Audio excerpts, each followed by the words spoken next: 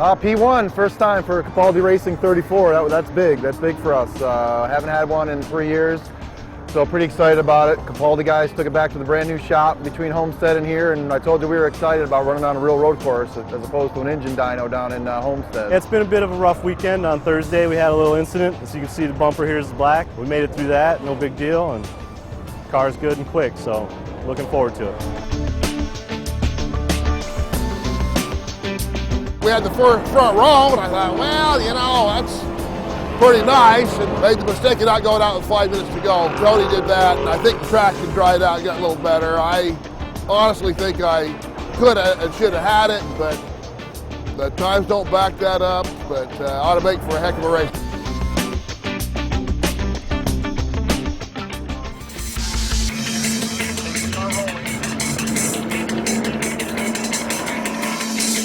Coming to the line now.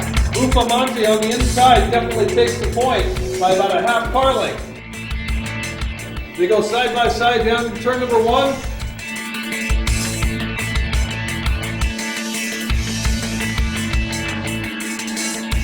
George Winkler, the driver of the 12 car. This is his home track, not necessarily very happy with his qualifying position.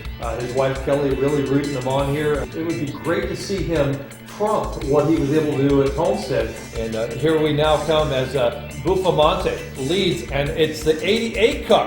Then Van Klug, Crosland, Winkler back in the 5th spot.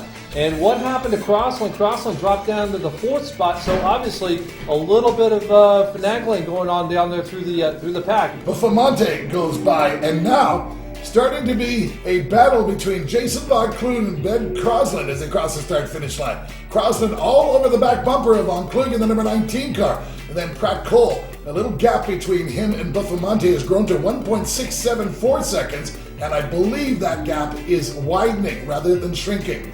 Winkler in the 5th place, and then Dan Owita.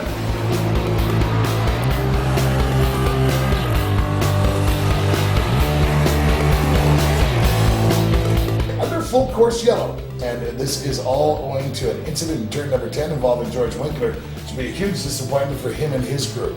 But that's going to close the gap naturally, Dan Lacey, in between these 4 front runners and give Pratt Cole another shot at Bufamonte. Lights out on the pace car. They're on the front straightaway for a rolling single file start. Tony Bufamonte will lead them. Pratt Cole on the power and loud as they go down into turn number 1. Single file all the way through our viewing section. No side-by-side racing. You don't win it in the first corner after a restart.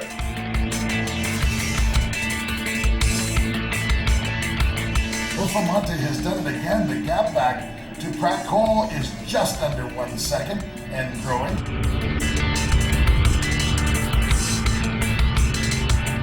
But now Tony Bufamonte, and that gap down to 0.684 seconds to Jason Von Klug, and Pratt Cole is coming as well. Yeah, I think I've got a little bit of a hiccup here for Bufamonte. 1.5 seconds slower than Van Klug and those behind him. Jason Von Klug goes by the last time and takes the lead. Bufamonte goes all the way to 4th, so a speculation that Bufamonte lost about a second and a half may have manifested itself in something more serious. His last lap time, 2 minutes 17 seconds. That's a hurting unit. Checkered flag flies at the start-finish line. It's Jason Von Klug, Pratt Cole, and Ben Crosland. Tony Bufamonte was able to preserve 4th. That is the main story. Everybody's going to want to know exactly what happened to Tony Bufamonte.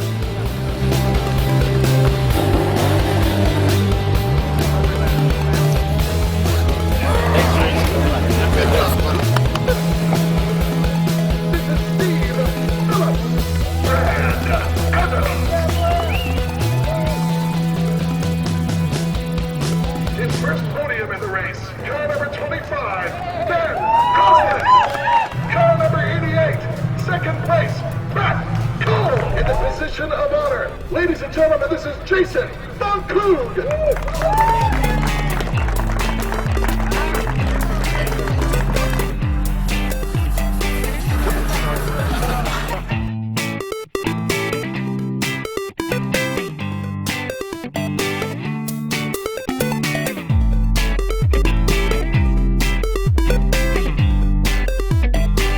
have to say great thanks for Steeda and Varsity Ford and Green Filters for making this happen for me. I really appreciate it, and my crew just worked awfully hard to get me up to the front today.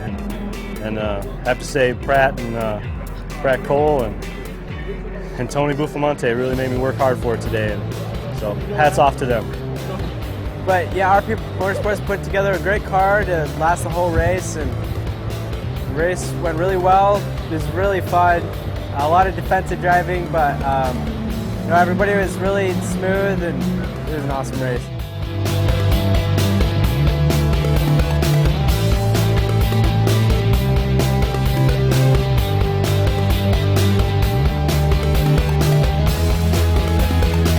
Unfortunately, we didn't have the finish that we wanted to with the Capaldi Racing 34. Had a pretty comfortable lead, I think about 4 or 5 laps to go, and we lost the clutch. So didn't have any clutch. I rode around in 4th gear for a lap or so, tried to keep pumping it up. Got a little bit of the hydraulics back and was able to just limp around for 4th place.